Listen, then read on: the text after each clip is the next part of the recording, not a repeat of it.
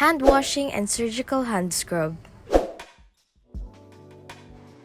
The purposes of this procedure are to reduce the number of microorganisms on the hands, to reduce the risk of transmission of microorganisms to clients, to reduce the risk of cross-contamination among clients, to reduce the risk of transmission of infectious organism to oneself, and a surgical scrub removes resident and transient organisms. Knowing the purpose of the procedure will help ensure optimal adherence of healthcare workers because they know that surgical hand washing will help reduce microorganisms on the hands and reduce transmission and contamination. Assemble the equipment: nail cleaner, sterile brush, antimicrobial surgical hand scrub, warm running water from faucet that can be or may be controlled by hand, elbow, knee, and foot, or infrared or automated faucet, disposable or sanitized towel. Locating, assembling, and ensuring that all the equipment or materials are working will save time and effort throughout the procedure. Assess the hands. Nails should be kept short because it is likely to harbor microorganisms, scratch a client, or puncture gloves. Remove all jewelry. Microorganisms can lodge in settings of jewelry and under rings. Removal facilitates proper cleaning of the hands and arms to reduce the risk of cross-contamination among clients, to reduce the transmission risk of infectious organisms to oneself. Check the hands for breaks in the skin, such as hangnails or cuts. Open cuts or wounds can harbor high concentrations of microorganisms. Healthcare facility or agency policy often prevents nurses from caring for high-risk patients if open lesions are present on hands. Put on protective attire prior to beginning scrub. Pull arm sleeves up to shoulder level. Remove all types of hand, wrist, or arm jewelry. This provides complete access to fingers, hands, and wrists, and to keep sleeves dry and avoid moisture that can harbor bacteria. Some studies shows that skin underneath rings carry a higher bacterial load. Gram-negative bacilli, enterobacteria, and Staphylococcus aureus are more common under rings. Removal of jewelry facilitates proper cleaning of hands and arms. Wet hands and apply soap. Turn on the water and adjust the flow so that the water is warm. Using warm water removes less of the protective oils of the skin than hot water. Wet hands thoroughly by holding them under running water, letting it run from the fingertips to the elbows. The water should flow from the least contaminated to the most contaminated area. The elbows are generally considered more contaminated than the fingertips. Apply 2 to 4 milliliters or 1 teaspoon of liquid soap to the hands, but hold hands higher than the elbows during this hand wash. The hands remain the cleanest part of the upper extremities. Water should flow from least contaminated to the most contaminated. Soap cleans by emulsifying fat and oil and lowering surface tension. Enough product is needed to thoroughly cover the hands. Wash hands using friction on all surfaces. Rub palms together, hand over hand, finger interlaced, washing between fingers. Wash and rub fingertips against the palm of the opposite hand and vice versa. Wash fingertips and nails individually. Wash thumbs and wrist. Wash beneath wedding ring if worn. Rinse hands thoroughly while letting the water run from fingertips to elbows until the cleaning agent or soap is removed. The circular action creates friction that helps remove microorganisms mechanically. Interlacing the fingers and thumb cleans the interdigital spaces. Areas under nails are often highly contaminated, which increases the risk of infection for the nurse or patient. The nails and fingertips are commonly missed during hand hygiene. Covering all aspects of the hands ensures that all surface areas of the hands and fingers are cleaned. Friction and rubbing mechanically loosens and removes dirt and transient bacteria. Adequate time is needed to expose skin surfaces to antimicrobial agent. Rinsing mechanically washes away dirt and microorganisms. Obtain nail cleaner with hands and clean beneath and around each fingernail with a nail file or orange stick under running water. The areas under the nails are often highly contaminated, which increases the risk of infection for the nurse or patient. The nails and fingertips are commonly missed during hand hygiene. Using a nail cleaner will remove dirt and organic materials that harbor a large number of microorganisms in fingernails. Dropping the nail cleaner in the sink prevents accidental contamination because the inside of the sink is a contaminated area.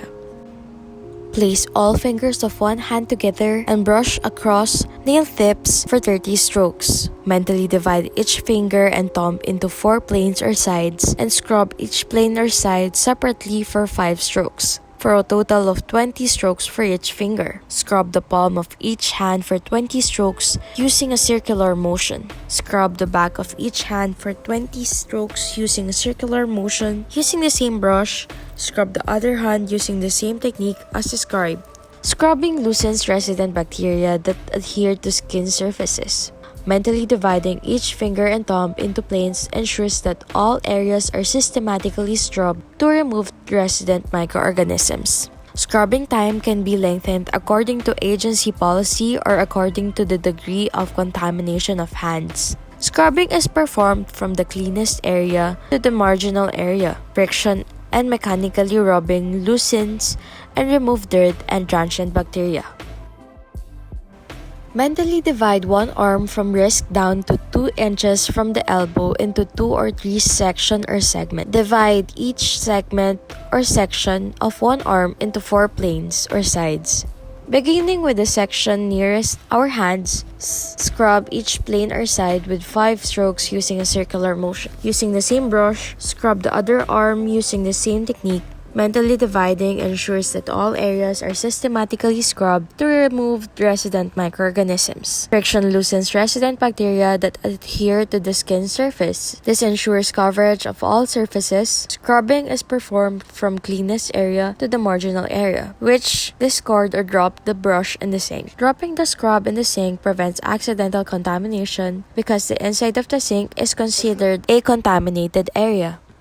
Flex your arms and rinse from the fingertips to the elbow in a single, smooth motion, allowing water to drip from elbows. Do not move arm back and forth under the water. Avoid splashing water or lather into the surface of the scrub suit or gown. Always keep hand higher than the elbows to prevent water from running back from the non-scrubbed area to the scrubbed area. Release water control and allow the water to drip from elbows for a few seconds before moving away from the scrubbing area. The hands remain the cleanest part of the upper extremities. Water runs by gravity from fingertips to the elbows. Hands become cleanest part of the upper extremity. Keeping hands elevated allows water to flow from the least contaminated to the most contaminated areas. Avoid splashing water or lather because microorganisms travel and grow in moisture. Allowing the water to drip from elbows for a few seconds before moving away will help prevent splashing the water into the scrub suit or gown.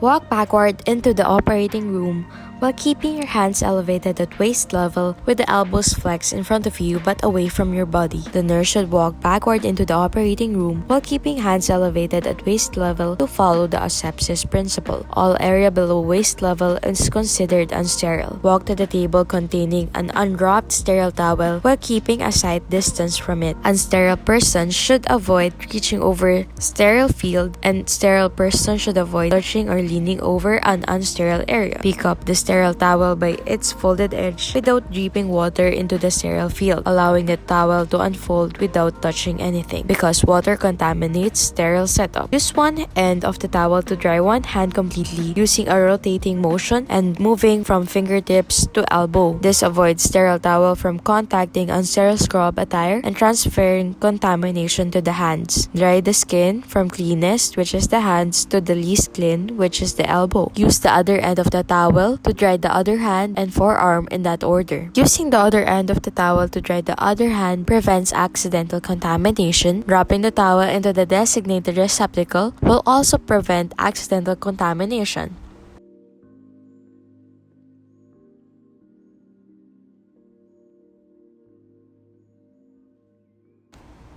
Donning a sterile gown and closed gloving.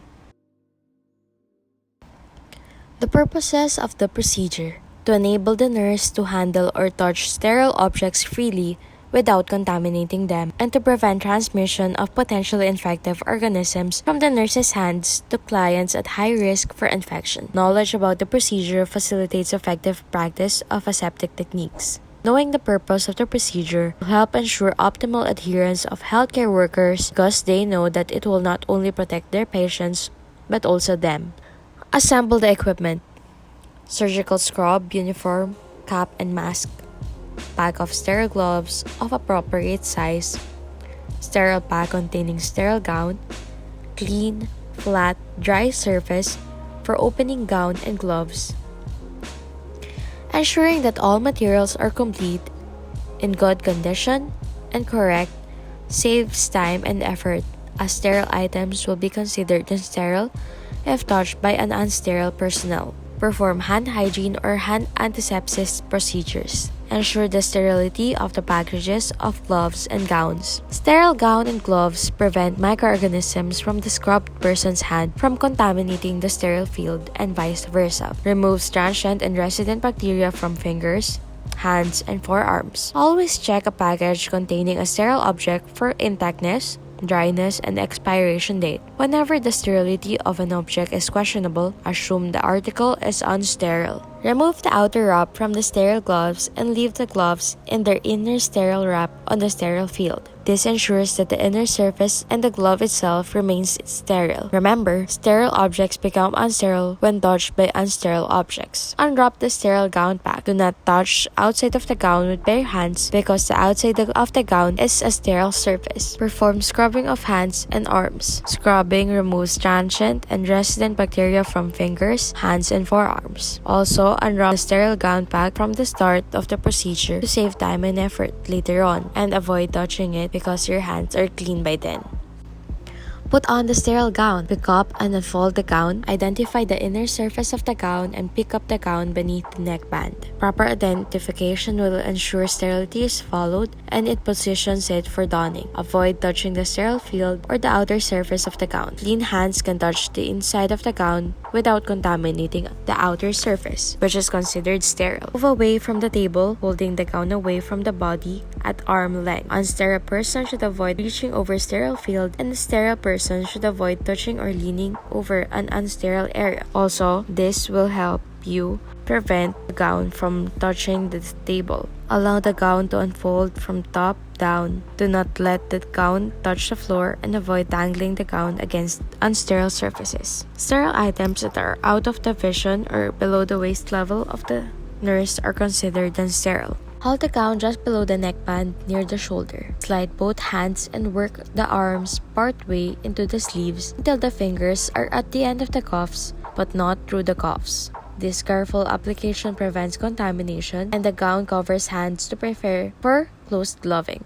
Have a co-worker grasp the neckties without touching the outside of the gown and pull the gown upward to cover the neckline of your uniform in the front and back. The gown must completely enclose your underlying garments. The person tying the gown should take care not to touch only the ties and not the front or sides of the gown. Have a co-worker hold the waist tie of your gown using a sterile glove or a sterile forceps. You cannot tie it yourself because it is considered unsterile. It may also cause accidental contamination because all sterile items that are out of vision is considered unsterile. Using sterile gloves, sterile forceps, or sterile drape ensures sterility during the process. Make a 3/4 turn, then take the tie and secure it in front of the gown, or have a co-worker take 2 ties at each side of the gown and tie it at the end of the back of the gown. Securing the waist ties keep gown from falling away from the body, which can cause inadvertent soiling of the uniform.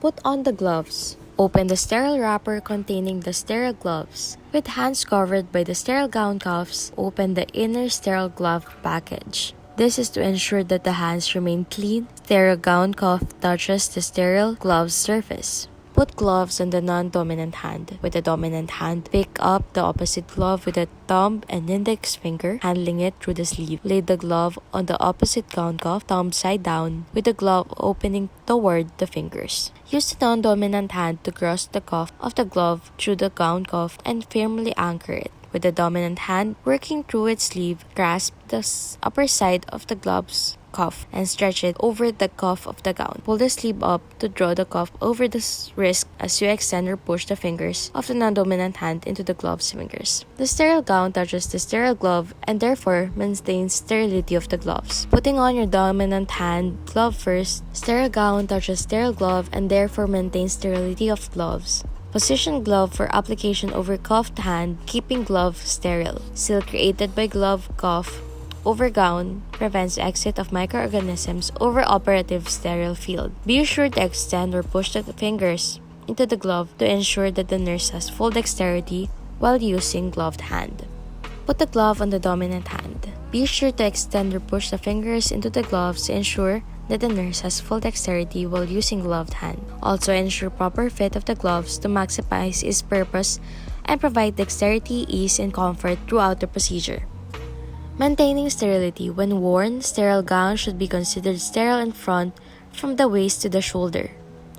Maintaining sterility prevents mitigation of microbes that can contaminate the patient. Front of the gown is sterile. All sterile items not in the person's vision is considered unsterile. Also, all items under the waist level is also considered unsterile. Fingers should be considered sterile from 2 inches above the elbow to the cuff, since the arms of a scrubbed person must move across a sterile field. Moisture collection and friction such as the neckline areas, shoulders, underarms, back, and sleeves should be considered unsterile. Thanks for watching.